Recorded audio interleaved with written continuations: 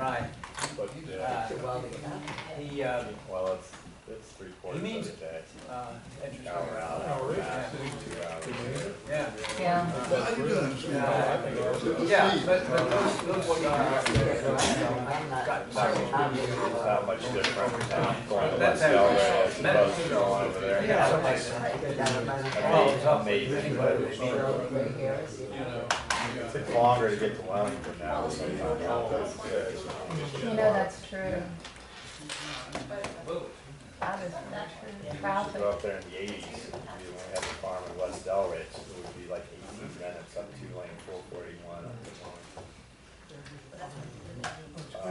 Sens Road and Hagen, which is now Sens Road, which is now they had Hagen.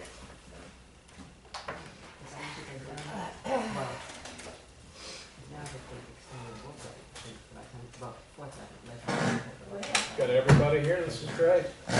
Let's call this special meeting of the Bluffton County Commission to order. Please rise and pledge the flag. pledge allegiance to the flag of the United States of America and to the republic for which it stands, one nation, under God, indivisible, with liberty and justice for all. Rita, call the roll, please. Let me, number 3 is not on. Sorry. Thank you. Commissioner Gainer. Here. Commissioner Stanley. Here. Commissioner White. Here. Commissioner Orthwein. Here. Mayor Morgan. Here. Let the record show that Danny Brannon, our engineer, is present, as is Mr. Thrasher, our town manager, and Police Chief Ward. Okay, thank you. The special meeting is being held today to consider awarding execution of the contract to Wilco Electrical for Phase 2 of the undergrounding project. Mr. Brannon, I understand you were able to work out some change order to the initial proposal that we heard about last month. Would you please address it? Eddie Brannon, Brannon and Gillespie, Southern Engineers, engineers for the town. The comments that the contractor had made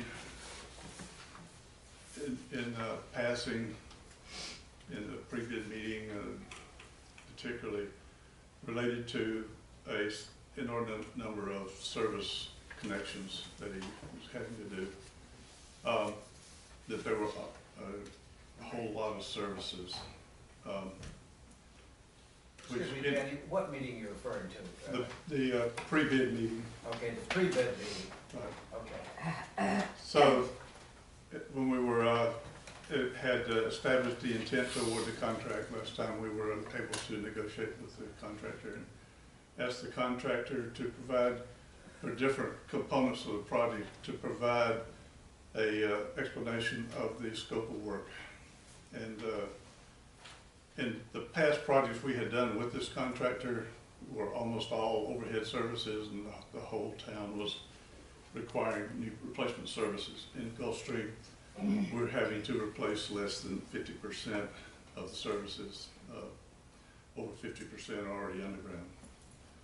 So we went through those aspects and we found considerable overestimating on the part of the contractor. And that brought some of the numbers down. We also had been working with Comcast and looking at Comcast fiber optic system. We found that they had indicated that our conduit plan was satisfactory for the installation of the fiber system. But in looking at their requirements for the fiber system, I found that our conduit plan was way overbuilt. So I sat down with Comcast engineers and the engineering manager for the area and went through and talked that out, and we ended up re-estimating, redesigning the entire Comcast plan for fiber optics, which ended up cutting out about half the conduit. So there was significant, and that was significant dollars. The FPL part of this project is about $1.5 million. So the other 1.4 more or less was the communication pieces. So as you cut out all this Comcast cost and you cut down some of the services, we were able to get the reductions that are shown up here. Well, just so for the record, we're showing a change order reduction of $444,178.50. Is that accurate? Right. That would be change order number one, and would be attached to the contract at execution. At this point, we have included in the change order the units. When we put together these type of contracts, we provide unit pricing for change orders as a part of the contract. And those unit pricing items are included in this change order. So the change order is the same format that we used with High Power, the previous contractor. Danny, on the connection of services, I assume I'm correct, but they're talking about on their original bid that they thought they had to bury service to an extra, 80 houses or 60 houses. Is that what you were 97? 97 additional Too far off. services. Yeah, so they just assumed that they were gonna have to show up on the side of the street for the record and start navigating the gas lines and everything else, trying to carry service to a bunch of houses, but most of them are already done. Right. Yeah, okay. Danny, would the overestimation based upon the facts as they thought they were at the time been pertinent to the other bidder or other bidders who didn't bid, thinking that the project couldn't make any money because they had too much work to do in a relatively short period of time? I don't think I'm looking at the bid that we got from High Power, which was the other bidder. I don't think that was the driving factor in their bid. So High Power's higher bid was based on different factors, not the least of which is that they have a very big contract with All Aboard Florida. Right. The subs that they were using were different subs than we had before. They used Jordan High Voltage on the south end. They used Jordan High Voltage in Palm Beach, and they had another vendor on their proposal, and I think they were just overbooked. And that's not uncommon that a contractor would come in with a extremely high number and say, if I'm the only bidder and I get it, I'll sub it out to somebody and I'll make a fortune. So the bid was very high from High Power. And just so I understand, and so the public understands, as a result of reducing the amount of conduit just through an overestimating of it, as well as changing Comcast's coaxial to fiber optic, which also I take it reduced the amount of conduit. The over budget amount, which previously was stated to be $954,431.76, is going to be reduced by that 444 plus thousand. Right. To about $510,000 roughly. Is that accurate? That is the over budget amount with the revised Wilco change order proposal is about $510,000. Correct. Are there any other, when you speak of subcontractors, are there any other duties that anyone else has to do that is likely to go up? Since we started this process a long time ago, that is AT&T gonna charge us more? Is Comcast gonna charge us more? Is FP&L gonna charge us more for something that we thought we were getting for a lesser price or didn't have to pay for at all? We don't have the price from AT&T and Comcast at this point. The design changes, they just haven't had the opportunity to put those together. Would it be prudent to get those numbers prior to issuing a notice to proceed, et cetera? That would be the commission's decision. We've not typically had, we have, I think, about $200,000 in the budget for Comcast. We should have a little bit more than that for AT&T. But if the commission wanted to be as clear as possible, they could say, you know, bring us the contract prices from AT&T and Comcast. And How long would you estimate that will take? Comcast would probably be, I would think, a couple of weeks. AT&T would likely be a little bit longer, maybe 3 or 4 weeks. That's the same AT&T that still hasn't taken the wires down from phase one. Right. You know, Danny, with all due respect, you know, this, we prepaid AT&T, as I recall, and maybe Comcast, in phase one. Right. I mean, they've had our money for light years. We repaid one of them early on, or we paid the estimated price for undergrounding. The other one we did not pay early on. We paid it later, about the same time that we paid the FBO cost. Is that a payment for phase one and phase two, or just phase one? Phase one. And have they come back to you with any indication that those payments were insufficient and they're looking for additional sums? No. Well, why would they look for, they haven't done the work yet. Well, I believe AT&T is finished except for a problem where someone ran a wire over the street. They've got to fix that. I think it's done. We had a Comcast is nearly finished.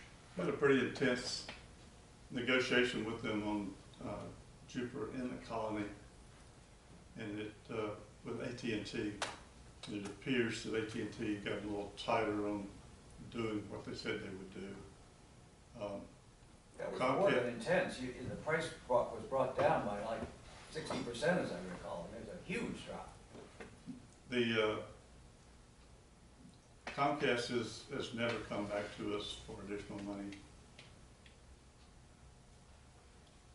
But Comcast jobs it out to a sub. Right. AT&T, you still got it's all union, it's all, Right. I mean, the work rules are different, everything's different.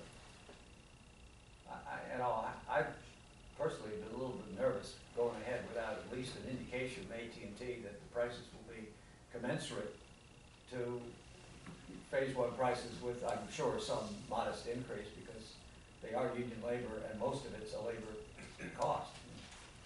I can't imagine we're not in agreement with that. Yeah. Uniformly, given what's happened on this project. Seems to me that within 4 weeks you could bring back the price from AT&T and Comcast, or is it just budgetary estimates? Well, the AT&T estimate of cost would basically be an estimate. They will bill you actual at the end of the project. That's their standard. Is there a plus or minus on that estimate? No. Has no true legal effect. Okay. How about Comcast? Comcast has typically given us a price and held to it. We have no experience with them ever coming back on any of the projects for additional funds. Any comments? I think, you know, where Bob and I fall on moving forward prior to having at least estimates from AT&T and Comcast on phase We two. have nothing to go by until you get the estimates. How about So it? you can't sit up here as we meander another 2 years through the project and say, well, it wasn't this and it wasn't that, and well, we can't even ask the questions if we don't have the baseline. It's the best way to put it. The baseline numbers from both parties as reasonably as you can get them, Dan.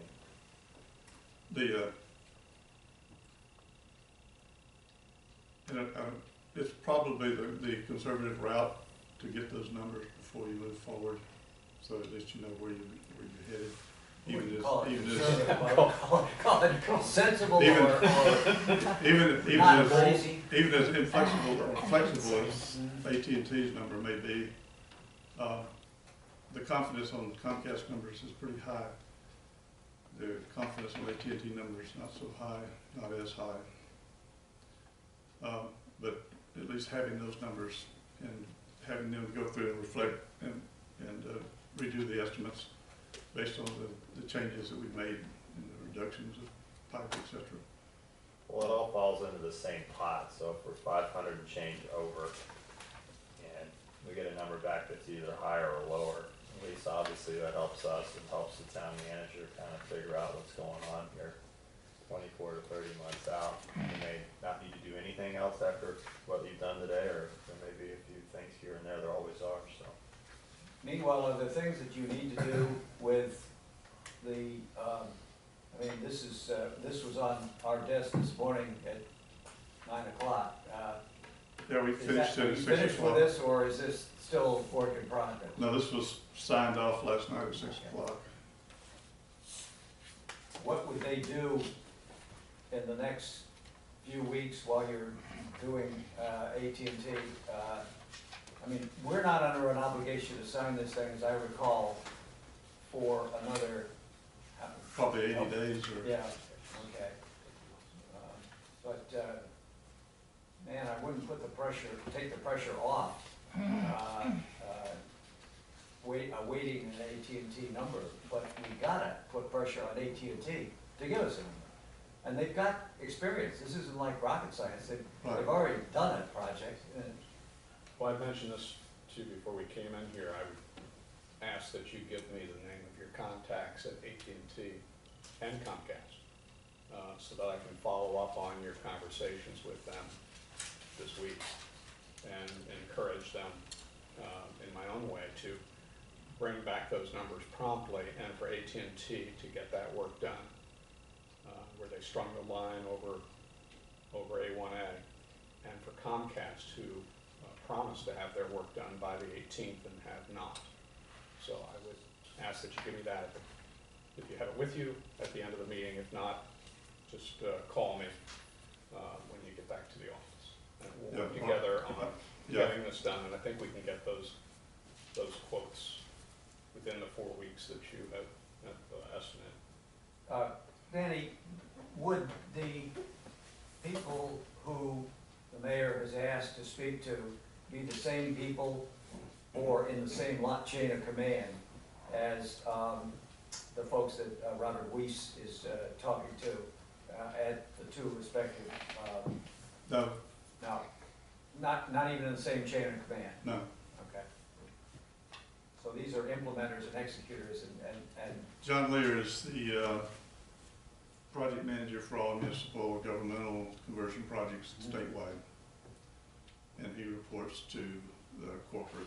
no, I'm talking about the people The that people that are doing the street lights, no, the people that are doing Comcast and because they're sending me emails telling me that they've talked to the respective people at AT&T and Comcast. Steve talked to, Mr. Robert Weiss talked to Steve Rosa at Comcast, who reports to Janine McEnroe, who's the manager, construction manager for this whole region.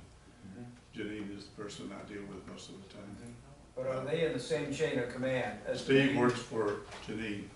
Okay. We're But gonna Janine pull is- those names. We had a meeting with Palm Beach. We pulled executives from Atlanta, from Comcast, and Florida, and Janine.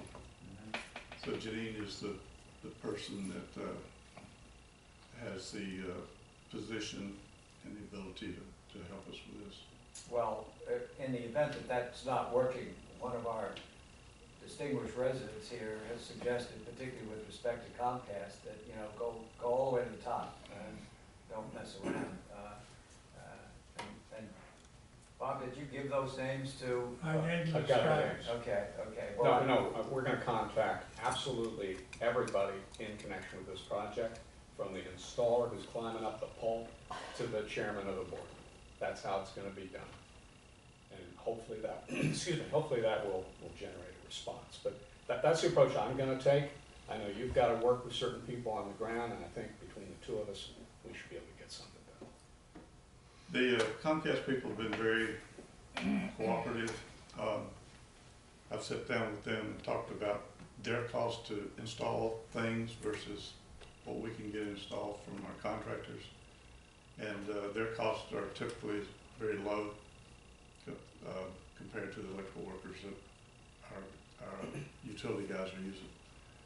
So we have them do everything they can do cheaper, and they've been very cooperative and worked with us very well in looking at those items and deciding what they'll keep and put in. They'll put the pedestals in, they'll put their handholds in, etc. Are the markings on the ground now Comcast markings, the ones that are on A1A that have appeared every time I mow my lawn? I get new lines and then I mow the lines away and then they're back all over again. But there are people in the, grass. yeah. There are people in the field clearly making markings, but they haven't made connections yet. There are color codes for water, sewer, gas, electric, communications. I'd have to go down and look at it and see. These are yellow, the ones that are down by your house. Yeah, well, I've got all the colors, the blue for water and all that kind of stuff. But I'm looking at the fact that my Comcast is tied into my neighbor's box, and he has dropped Comcast, and I've got the line just going through the mud there. And it keeps getting marked, and it's got ribbons around it. It's very pretty, except for the fact that it's still on my neighbor's box and not on the box that's assigned to me. So I know I have not been connected. Is it by the street? Yes, by the street. I can probably look into that. You could probably connect it. I mean, it's not that I'll complicated. get them to connect it. I've been asked this, how do we verify that we actually are connected to undergrounding for power? Is the fact that we have power sufficient? Right. There are no connections to the overhead except the street lights. Okay. There may be some amplifiers, well, probably those are all down now. There was one amplifier just north of the entrance to the Bath and Tennis Club, the tennis court side. Because the lines are still there above the ground, right? Are they still powered, actually? The power, the Yeah. FPL lines are still energized. Yeah, so we have actually two lines, underground and, And the Above only thing served on the overhead of the street lights. okay. Well, I think we seem to be in agreement that we're not going to proceed to the award, an execution of this contract without being provided with estimates on AT&T and Comcast. Is that a fair statement?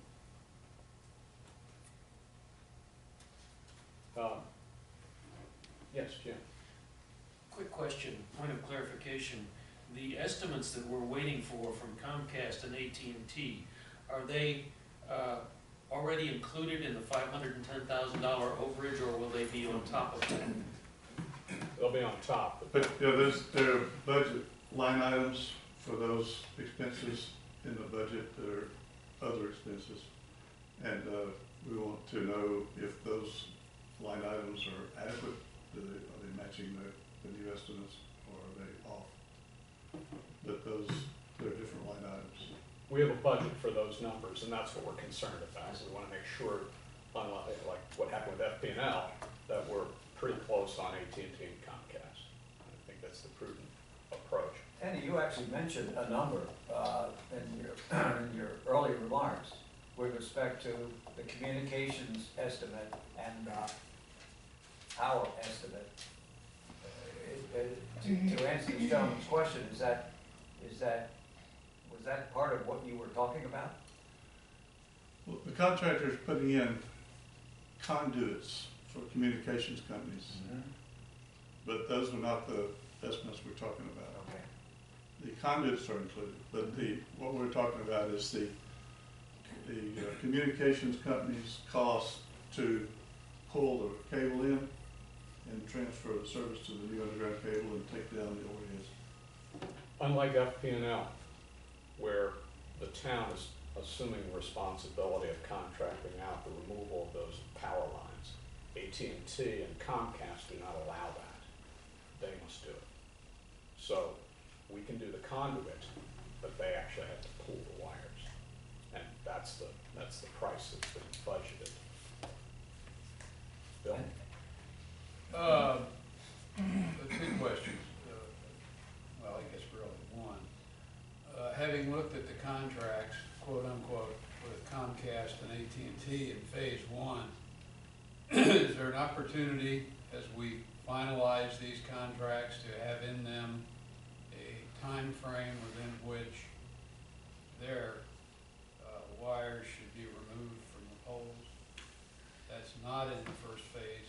It would be nice if we're agreeing to pay them additional money for the second phase, that's included if that's possible. Sure, The what- other question, I'm just generally from the public, why do we pay these two companies? Why?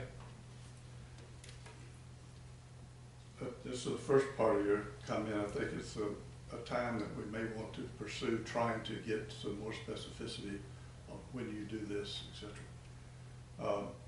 The reason we pay them is that there's no additional revenue on their side from this conversion. They're making the money with the overhead. They make no additional money to put it underground. So they can't justify spending money to put it underground due to being able to recover it with additional revenue. The services that Comcast provides, and it's a little different with maybe the phone company, although it's probably not, it's probably the same because they're putting copper in for the most part. That the services that will be sold are the same from the underground as from the overhead. So they have no opportunity to gain additional revenue. Therefore, there's no reason that they would want to do that. Danny, Is there something that requires us to do this? Or is this just The the town, way it is? the referendum was, I guess, passed by the town to underground all the overhead utilities. That's, in my opinion, the primary I don't driver. think that was the question he asked. Are we required, the answer, I think, is that they are required by our Request. to vary. And do they pay now a fee to hang their wires from FPNL's poles? And are they gonna save that money? There is a joint use agreement between communication companies and FPL that there is a charge, attachment charge. But it's not a lot. We could probably look into that if you want and see if we could leverage that. But when the communications company attaches to a utility pole, or FPL attaches to a telephone company pole, they pay an attachment fee. A one-time charge? No, it's an ongoing. It's a Continue. rent, it's a rent. Yeah. Yeah, That's what I was- I yeah. Find out definitely, what that is. I'd find out what it is, and I'd It's start probably from the something point of like view, we want that out $14 off the a bill. month, something like that. If I can just continue, I tried to weed through those agreements for phase one and find out if there was an agreement between the town and Comcast, town, AT&T. Is there a continuing agreement between the two, licensing agreement to be in the rights of way? And there was nothing at all clear that I could find. And I guess I would ask the commission to consider having someone look at those documents and finding out exactly what our obligations are to pay these folks and what our obligations are by changing to the underground. I think before we pay anything during this time period that has been created because we didn't have the necessary information again, maybe some lawyer for the town could look through those documents and be sure if we're gonna pay them, we have an absolute obligation to do it. And I would also suggest that moving to fiber optic from copper, coaxial, I would think is some benefit to Comcast, coming out of this transaction. So, At the outs- Having looked at the Sorry. paper trail a little bit, I just would encourage you to be satisfied that this is an obligation we have to pay in some fashion. At the outset of the project, Comcast did not want to, in fact, told us that they wouldn't, and in fact didn't, use fiber optics in phase one. You would have thought, given the competitive advantage that accords them versus AT&T, essentially to provide the same service, that they would have used that as, as a benefit, and that, that this is how we're gonna take share from AT&T, although I don't think too many people in this town are gonna drop AT&T, although some have. Just don't, they're not even gonna use a landline anymore. The fiber optics, the costs keep coming down, and actually it's cheaper. I think Comcast priced for like 48 strand fiber is about 75 cents a foot for 48 strands. It's very cheap compared to copper or coax.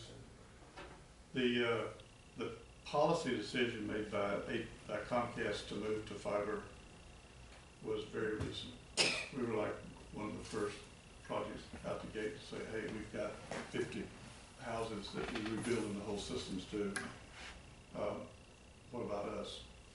And they said, we can do it now. One of the benefits to Comcast is the length of the run. You're putting a coax service drop in, you're limited to about 150 feet, or your losses are too high, and you have to go to a larger size coax cable, which is more money. So we find that a lot of the runs end up having to be replaced because they're not, they have too many losses or too long, so you have to put a bigger cable in.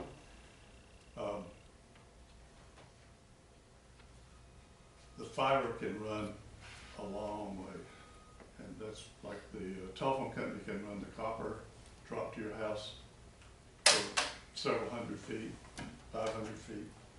The fiber's like that, and that means that they are able to go further and use this cheap service drop wire. So there's cost advantages, there's performance improvements, there's the lack of metallic interference and other benefits that Comcast gives. That's only Comcast. AT&T still uses Comcast. AT&T is putting all their money into the wireless world. They want to reach your house wirelessly. I've never had a landline since I've lived in town. Really? No, I have no use for, other than whatever UVerse is with their wiring, I have no use for AT&T right now. I use them for cell, but I didn't wire my house for AT&T in 2009 when I rebuilt the inside of it. yeah, we didn't. No phone wires. I put them in, but they're just dormant, they're not connected. Dan, I want to go to the underground conversion agreement from July of 15, which is the agreement that we signed in July of 15 to underground and decide on the CIAC rebate or reduction amount to Gulfstream.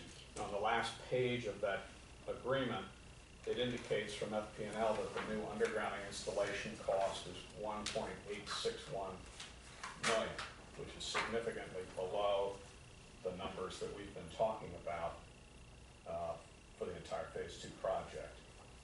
How does that square? That is, why didn't we use FP&L for that number when it's less than what we were talking about with FPL provides two binding cost estimates. The standard binding cost estimate provides that FPL will do all the underground construction. And the town then requests a second binding cost estimate that provides that the town will do all the installation labor for the underground system for FPL. The 1.8 number you see is the cost for FPL to provide the material and the administrative overheads associated with the project, but not the labor. The labor is in the contract we're trying to execute. The other binding cost estimate is much higher. The first binding cost estimate is used to calculate the GF credits. It assumes that FPL will do the construction, and it comes up with a number, 2.4 million, and then you get 25% credit. So the 1.8 number was just for the material, the conduit, Just for and the the other labor involved in the administration. engineering and the administration of the project. They then assign a certain GAF to arrive at the 570,000 that we paid them. So that's the amount of money for the conduit involved in this project. The difference in the first estimate and the second estimate will tell you typically the labor difference. I could provide a breakdown of that makes more sense to you if you want. Well, I'm just thinking, I was initially concerned that with our undergrounding going up, that we were gonna have to pay them more. But I see that's not the case, because it's really just based on the engineering that they've already done and the estimate of the conduit, the materials to be purchased by our contractor. But you've told us today that the amount of conduit is now going to be considerably less. Communications, So can we get some money back? that for From communications, but not FPL. Pardon? The conduit is significantly less for Comcast and AT&T, But not for but FPL? not for FPL. Danny, I think it's important to credit that that's all their property once it's installed. Right. It's not ours. And I think a lot of people have a mistaken notion that, you know, we buy the stuff and it's ours forever and we have to maintain it. It's theirs forever and they have to maintain it. Right. We That's- basically generate a capital project on the books for the term of the construction, and then at the end, it gets written off to goodwill. That's just, everything's turned over to FPL. And likewise, when they take something down, they are responsible for it, or, because, I mean, They will remove everything, all the overhead lines. We will keep the copper and salvage the copper.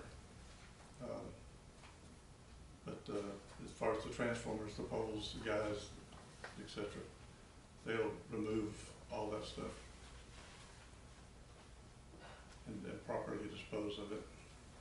and we're gonna ask one really dumb question, but when we have 87 poles to remove on the south side, phase one. Some of them are light poles, which also, obviously, I mean, they have lights and all that. Those are their lights, they own them. Right. And would it be possible to take that same pole and put a chase behind it so you can't see it and run the power up through a chase as opposed to taking the pole away and having it dispose of it? But they wouldn't do that. They use underground poles, which have conduits, have handholds in the bottom of the pole for fusing, stuff like that. There's things that these poles don't have. Okay, And they wouldn't go out and, so by definition, every light pole along A1A at least is obsolete. Yeah. Okay. we have one concrete underground light pole up here on County Road where it turns the corner and goes out to A1A. That is the type pole that, generally speaking, that we'll put on A1A. The poles on A1A would maybe taller than that pole, but the setting depth's gonna be more, so I have to get with them and find out how deep they're setting these. The new hurricane code has caused them to have to set poles to the depths that are close to the ones that we design for when we do. And why are they just thinking about that now, given the fact that we tell people that the project is, we're complete? And why do they say, well, gee, maybe we have to think about adding a fragilator and taking the wigger mat off and all that? Shouldn't that have been planned a year ago? we've been talking about this, but, there's a guy named Charles Arthur that was the service planner. And, I know we put a light off at some old school down at the corner down there before it turns north. And it took forever to get that light put up on the existing pole. And we were in communications with him, trying to get information on the lighting availability of different materials, you know, changes that they had in their offerings, which never happened. And then we got pointed to a new replacement person named April, and we sent them horrendous contacts of, we need to talk about this stuff. And that didn't happen. And then Robert Weiss got involved and said, oh yeah, April will do it. April did it, and I finally got Robert involved. And now we have an engineer from Boynton, John Van Fleet, who's gonna do something with it. And Robert Weiss asked me, well, why didn't you send us this stuff? And I said, to who? We sent you a horrendous number of communications as to who your contact would be that could help us with this, and with no responses. So after he looked into it a little bit, he said, yeah, you're right.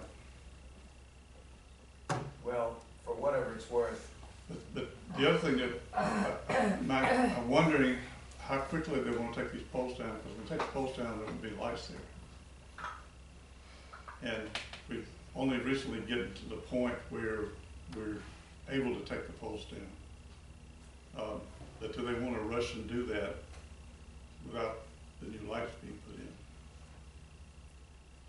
If the answer is yes, we go ahead and do that. well, that's how many angels dance at the head of a pin. There has to be a clear plan, and it doesn't sound to me like taking 87 poles down and replace them with however many lights. How many lights are there, by the way, that we have to put in the south on new poles that are Yeah. hollow and have all that?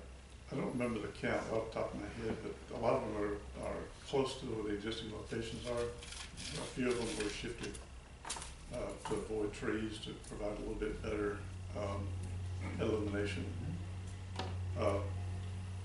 Some of them were shifted back from intersections where they were really into the turning radius, and you started impeding the side triangle. But that was planned a long time ago, was it not? I mean, I remember seeing plans that showed where they're gonna be. Yeah, we did that several months ago.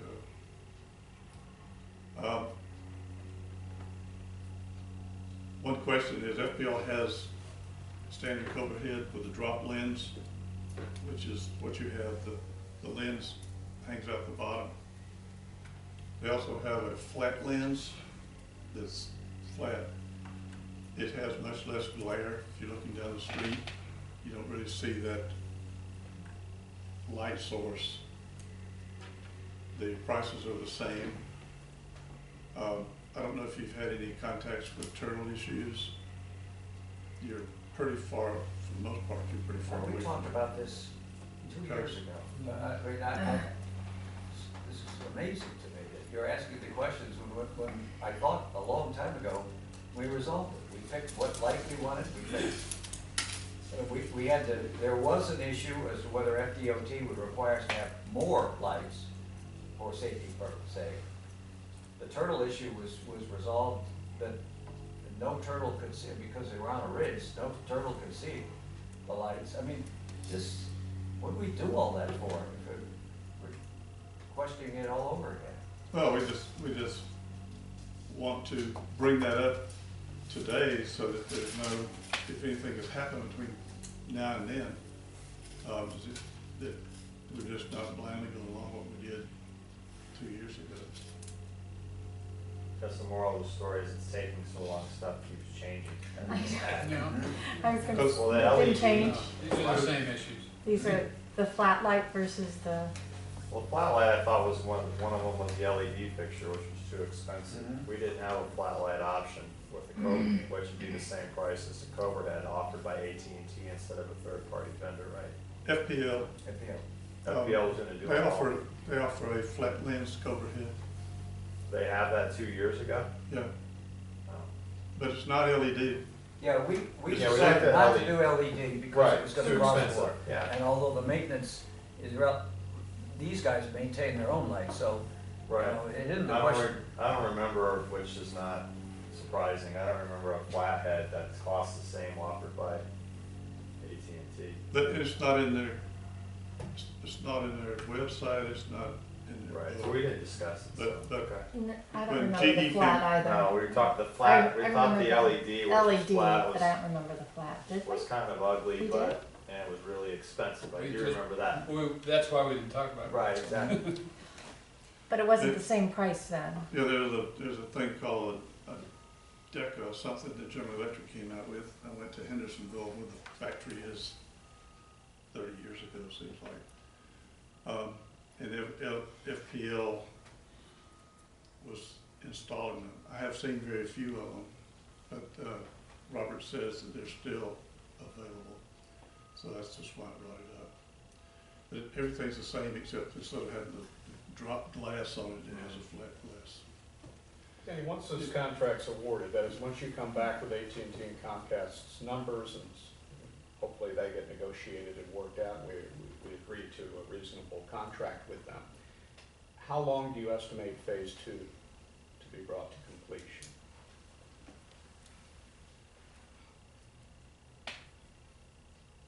I would say that we have, and I think it's 10 months in the contract for our contractor.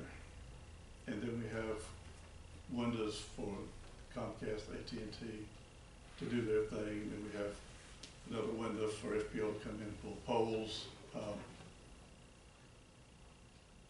In 10 months, we should have all the underground in, once we give them notice to proceed. What's the window for the But utility? I don't have those. In a couple months, 6 months? For the AT&T and Comcast, And what's a reasonable period of time? What are other municipalities experience? other municipality experience unreasonable amounts of time, but I would think it would be somewhere between 9 and 12 months. 9 and 12 months after the FP&L wires are brought in? Right. Well, Because they don't dedicate crews to this work. They will pull those crews off and go do other things. They will come back and work on it when they have time available for them. What if we did it ourselves? I mean, you told us that AT&T and Comcast don't allow anyone other than their own people to drop the wires. Their wires pale in comparison to the difficulty and danger of bringing down high-powered wires. Well, What's to prevent us from just doing it? well, we can't install AT&T's underground wiring. And I don't know if their contract would allow it, because I know that even the power company couldn't touch an attachment for AT&T if it was attached to their pole. They weren't allowed to. If they were putting a new pole in, they were transferring everything, and all you have is one bolt holding on the AT&T. So maybe we can negotiate it with them. Yeah. I mean, but they don't want to do it, obviously. There's no money in it for them. Yeah, I think it's a union problem. I was gonna say it's a we union, can- I'm we sure can- it's a we can- union. We can ask them to, It Tell seems us to me that's why. could be part of the negotiation. right, I Um, think that along with the but- time frame. You know, at some point it seems, I'm just kind of thinking out loud, at some point there's municipal rights, and just as you have eminent domain rights, it's almost an extension of that. They cannot hold a town hostage. We can take matters into our own hands. I don't know. We have no agreement with unions. We have no obligations whatsoever to them. Right. They provide us, all they do is provide a service for which they bill our residents. We control the territory of the town. I don't know. AT&T has big unions. yeah, I mean, just because I We used to have work no- for them, they have big unions. I'm sure they do. We have no obligation. to I do think that. the mayor is really expressing a Yeah. generality here, and as are our residents, which is, you know, we need very able negotiators who have a lot of experience in this field to pull this whole thing together into a contract that's iron tight and that has with it some dates by which we agree, you agree, this job is gonna be done. Now, obviously, you can't start the job until the first job is over. You gotta have the conduits in the ground first. But once you've got the conduits in the ground, there ought to be a, like 30 days from here, from when they're in the ground. You gotta get your crews in there and start pulling it. If you don't, we'll find somebody else to do it. That kind of negotiation, I don't think it'll necessarily work, particularly with AT&T's unions. But this whole notion about just leaving it up in the air, because that's the way it's done, it doesn't sound right. It really doesn't. And I think that, and I hate to bring this up again, but the time schedule that Mr. Weiss gave for pulling down the poles seems to me kind of outrageous. I mean, the planning phase and then. What did, yeah, he was off in the weeds. Yeah. I sent him an email. Okay, well, but the trouble is, we don't know what's weeds and what isn't. All we know Right. is it shouldn't take 6 to 8 weeks to plan where the hell you're gonna put the poles when it's already been decided. Well, it's not, planning where to put poles, but we tell them where to put poles. We'll tell them to put concrete SU poles, which are for aluminum brackets with probably 70-watt high-pressure sodium cobra head fixtures. Good, let's do But it. then he has to go figure out, okay, where am I gonna run the power from? But the line's already in the ground, so it isn't like you're gonna have to go Well, look there's not for it. a connection point at every pole I location. understand that. So we have to go find where the connection points are. I And then he understand has that. to develop a job to issue all the materials and labor necessary. Are we and talking, I'm sorry, I'm a little lost on it because I'm new to this game, but are we talking about the poles along A1A, or are we talking about the poles throughout the town as well? A1A. Just A1A. So I was under the impression we were done with FP&L now that we're ready to advance this contract for the underground, but it appears that we're not, that we still have this pole issue upon which we'll be reliant on them to not only remove the poles, but now to run wire. Are they gonna run the wire to wherever these poles are supposed to be placed? I thought they were going in the same holes that the old poles were in. That's my simplistic way of Yeah, looking at it. probably not, but they're much smaller poles. But then the wires have to be run. FPL has a Conduit to the standard contract. Yeah, whatever it is, it has to be run. Right. FPL has a standard contract for street lighting, wherein they will install the system. It's a 10-year agreement that it typically for non-governmental, the applicant pays the entire cost of the installation and gets it refunded over 10 years. For governments, they waive that initial cost. So they build the streetlight system and they just start charging us by the month. Well, that's fine, but where's the contract with FP&L that addresses the poles? Which poles? Where- Streetlight The poles? streetlight poles that are being Yeah. changed out to a different type, I don't, from what y'all saying, that hasn't been decided yet. Their location and when they'll be installed and wired. That is the thing that FPL is saying, it's taking them 6 to 8 weeks to put together the cost and the contract and all that. This communication says, What are you referring to? I'm sorry, I'm not supposed to show you these things. I think you can in a public Yeah, no, meeting. it's a public meeting, I'm not gonna be facetious. He says, once a plan, once a map is provided, which I thought you provided the map a long time ago, design the job will take 6 to 8 weeks, that's the 6 to 8 weeks you just referred to. And then it says, once payment with the job, once we pay for it, the job will be scheduled. Now, I assume we've already budgeted what we're gonna pay them. Mr. Weiss did not understand that the removal of the existing lights and poles were part of the undergrounding contract. It had Correct. nothing to do with what he was Okay. doing. Okay, We're not paying. I sent him an email explaining that to him, copied John Lear on it, and he sent me an email back, said, oh, okay. okay, So he has apples and oranges in that okay. poor communication. So we're not gonna be paying for it. No, We're gonna pay a monthly charge Pay it. for each light Right. we put in. Which we're doing now. We Right. pay a Right. monthly charge for every light in town. right, But we're not paying an installation fee separate and apart from right, that, or paying for the poles separate and apart from that. right. Danny, you can understand how the five of us sitting up here feel like we're flying in a fog and don't even know where the ground is. And it's getting more and more frustrating for us. And it's gotta be infinitely more frustrating for the people in the town with whom we communicate and often give them the wrong information.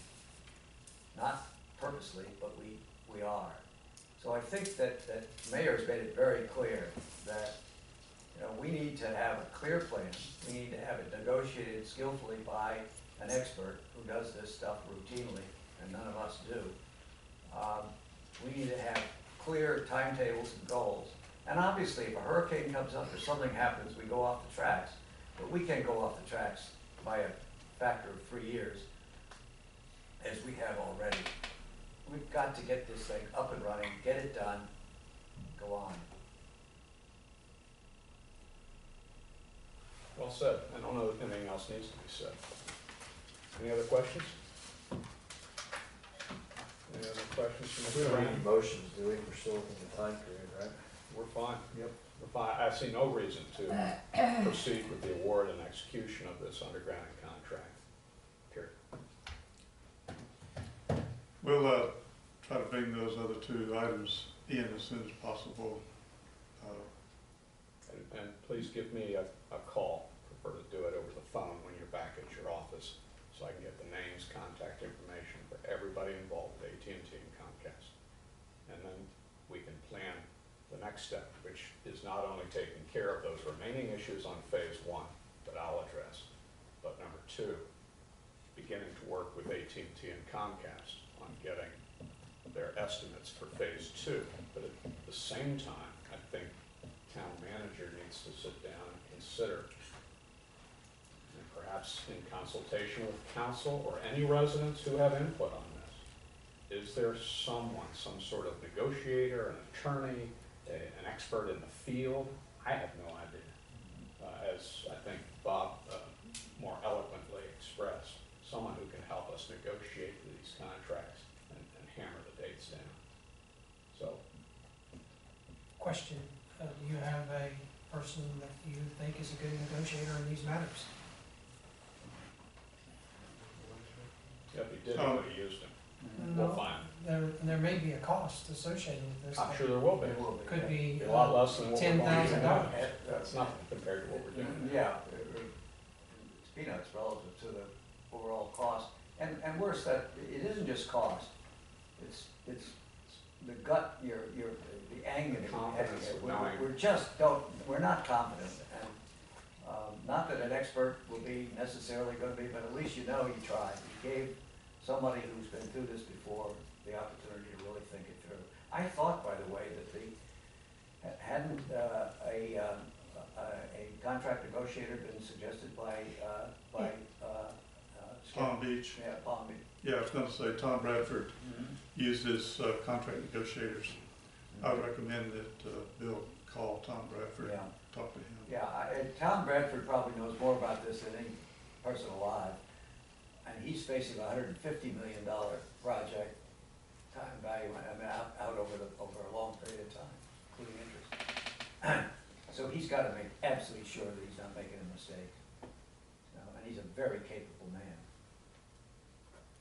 My limit would be $10,000, normally speaking. Let's get the information Get the first, and we'll information, cross that bridge. Yeah. So let's see what, he'll need to probably speak with Dan and get a better idea of the scope of the project. I'd like to talk to him, let him know some of our concerns. Okay, We'll see. Special meeting with him. but I'm just I got wanting it. to be clear. You got it? I think you've given Danny some direction for negotiating with both Comcast and AT&T, and me direction for finding a recommended contract negotiator. So until the contract negotiator is settled upon, I'm not sure Danny is able to proceed with his assignment.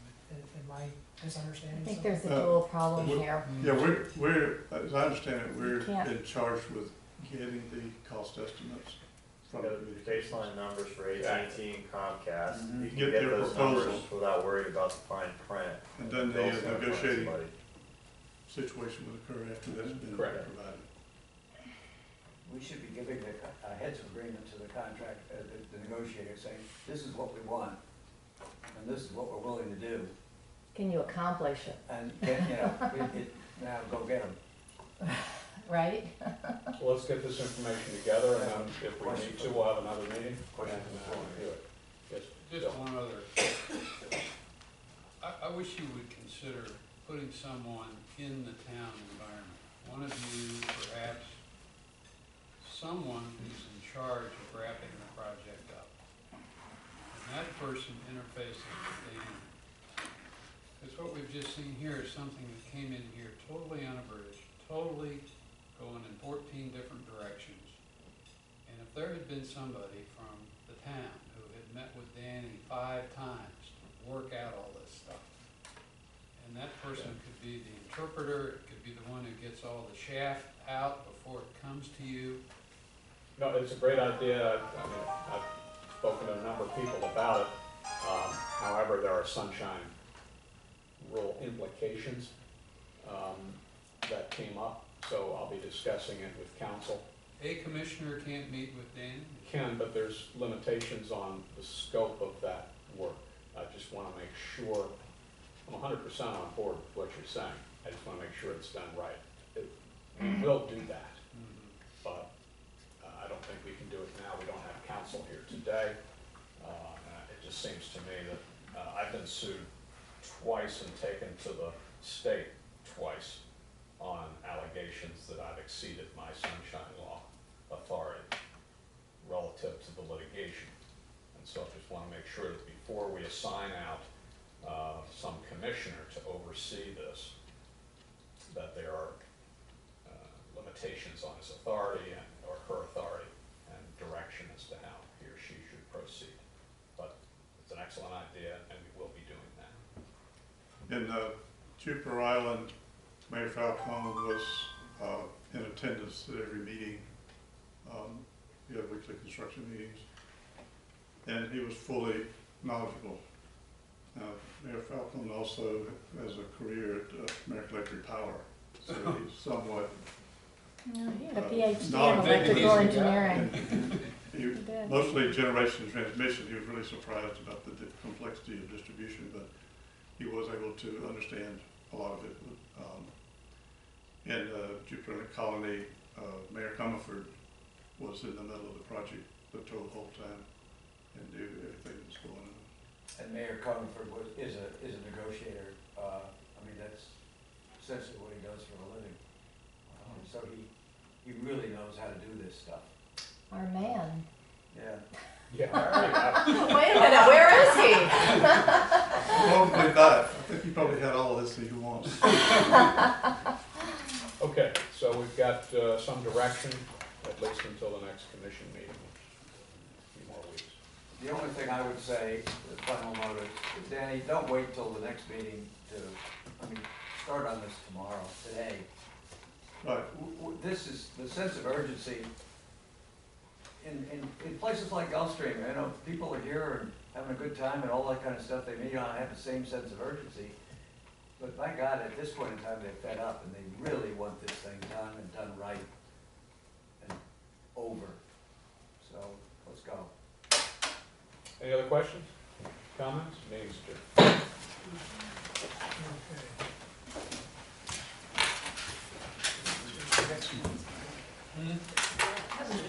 I know. Glad I didn't plan on my tennis game at 10.